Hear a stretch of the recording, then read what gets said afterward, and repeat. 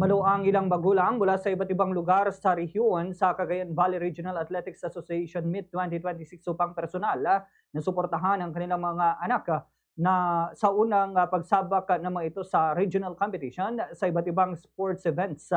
Kabilang dito si Ginang Ronaline Calayan na bumiyahe pa mula Tuguegarao City upang saksihan ang unang regional game ng kanyang anak na sumali sa volleyball girls sa category ng elementary level. Sa panayam ng Bombo Radio Kawayan kay Ginang Calayan, mahalaga ang kanyang presensya sa mismong laro upang maipakita ang suporta at magbigay ng kumpiyansa sa anak sa unang malaking kompetisyon nito, lalo na sa gitna ng kaba at excitement.